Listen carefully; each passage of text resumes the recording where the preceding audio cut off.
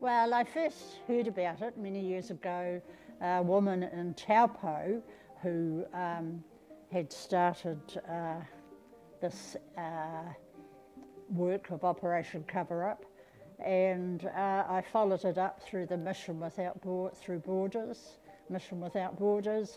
and we had this little group of women who started knitting, mainly in this area, and knitting and just getting people to supply me with wool. They'd come and collect the wool and do the knitting and just deposit it at home, and then I decided each year we'd have this display for people just to see what's done, and then it all gets packed up.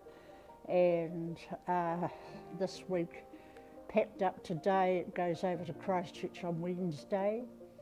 From Christchurch it travels to Auckland, and from Auckland it will go to Rotterdam, and then over to our work goes to Moldova. And this year it's particularly important because of the war in Ukraine. A lot of the refugees have been flooded into Moldova. So that's the main basis of it, and you know, it's thanks to the cooperation of all the people in the district that have been knitters. Can you just tell us about Mission Without Borders? Well, Mission Without Borders is a Christian organisation that works in different countries helping people that are impoverished or homeless, and Outward Bound became a branch within the Mission Without Borders. It's a Christian association, no particular religion as I understand it, but that's what I know about it. Do they run this operation for various range of countries, or is Moldavia the main focus? No, goods go to a variety of places. There's people right throughout New Zealand doing this sort of work, and the work goes all around Europe. Ours has always gone to Moldova for the past 18 years. And how many people would be contributing to this work that's sitting here today, roughly? Oh, it's hard to tell really. There's been the main core of about 4 in our group, and then there are people like Raywin that contributed that big lot of jerseys each year, and there are a variety of people throughout Hokitika and Westland, but I wouldn't have any idea of the actual number. There are some other knitting groups in town. Is there a connection with those? Or is this... Well, no, not really.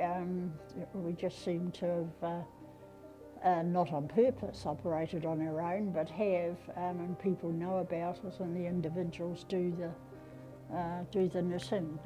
And some of those, like Helen Boone that's here today from the Wool and Fibre group, they contribute every year an item or so. Do you get any guidance as to what sort of things they are looking for you to produce?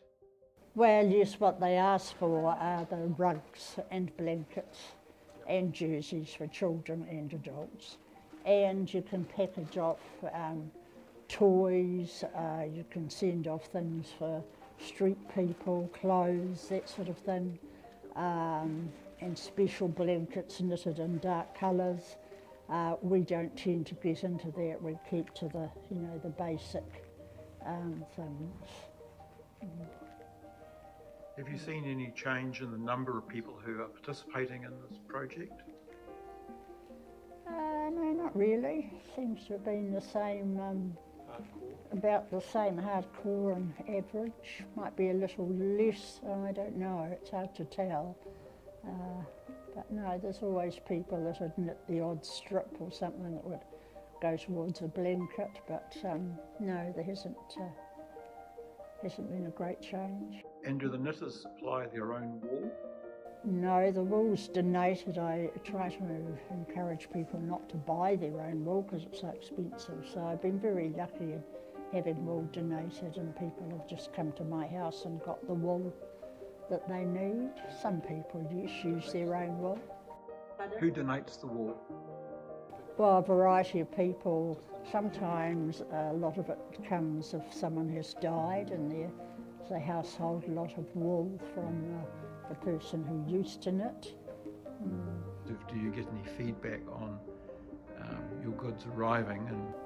Yes, every year it'll arrive just about Christmas time in the middle of the snow, and we get feedback about it arriving in photographs on the Mission Without Borders site, and I'll get a letter as coordinator.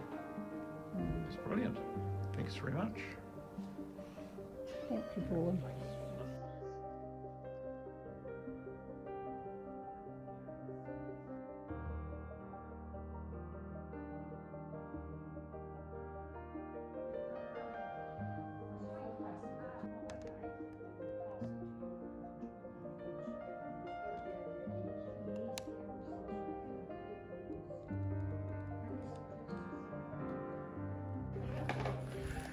"18 jerseys.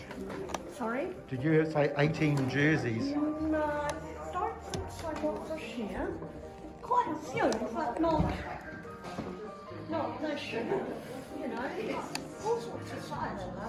So how long have you been doing it for? Oh, a long time. So you spin all the wool for these jerseys? Yes. And so you've got a farm down there? Or No. how do you source your wool?